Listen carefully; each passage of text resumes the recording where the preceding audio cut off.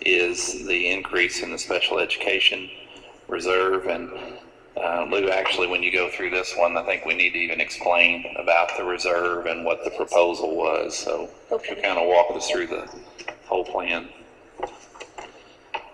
And I do have a set of talking points on these that I've been working on in more detail today, and would be happy to email these as well.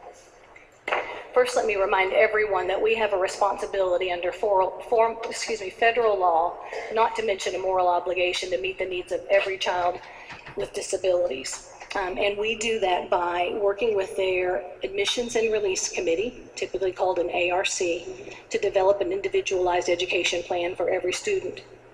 The proposal is that we would see some reductions of approximately 4% based on the total spending in special education, while still meeting the needs of every child and ensuring that his or her IEP is completely implemented.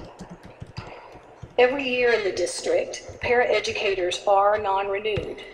You don't know about that because we haven't really done the deep dive into the budget as we have done this year.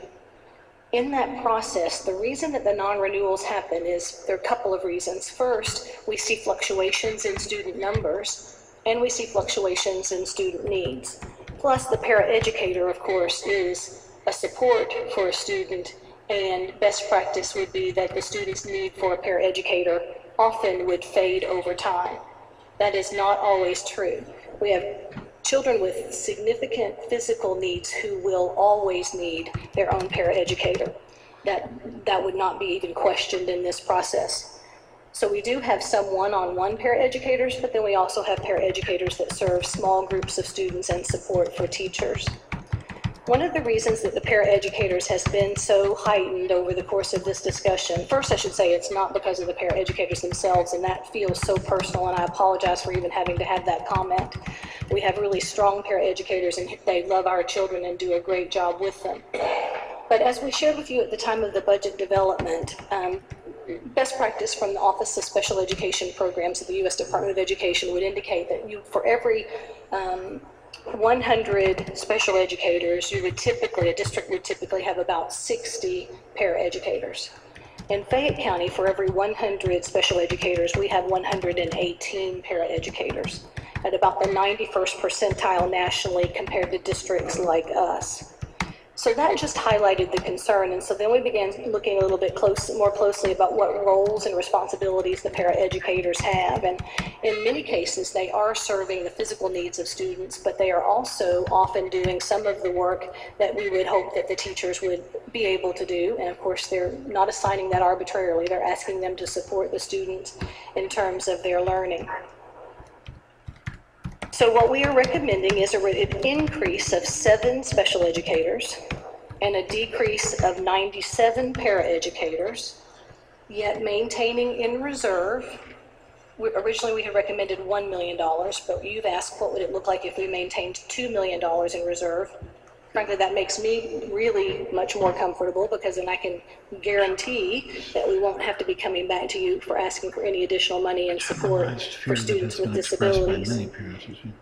And so people ask very legitimately, because it is counterintuitive, how could you spend less and improve the quality of services? And the way that we will do that is a multifaceted approach. We will more closely manage the staffing details to make sure that we're using our staff as efficiently as we possibly can. We'll more effectively manage scheduling, which could include some micro-scheduling and some coordinated centralized scheduling.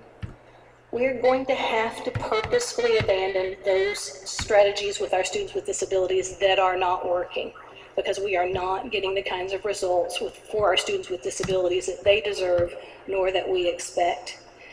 We need to focus the support more on student outcomes, higher expectations, higher levels of rigor, and less on just the inputs into support for the student. We need a new service delivery model that will be designed and implemented to increase student learning so that our students with disabilities no longer perform below state average. That will take some time, but we need to begin that with some of the reorganization that has occurred around that next layer of support for students, around additional training for staff, and around an intense focus on closing achievement gaps for our students with disabilities. By by setting aside the money in the reserve, and I suppose, Tom, this under GASB 54 would be a restricted fund balance item, or you could simply put it into a targeted project code to be monitored by the Chief Academic Officer in conjunction with the Director of Special Education.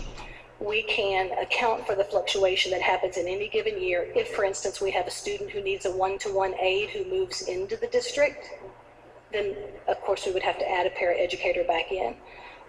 The ARC team would determine what those needs are and would drive how we would use the money set aside in a reserve for any needs based on students, not just for paraeducators. It would be for any needs to meet student IEP goals and to improve student achievement.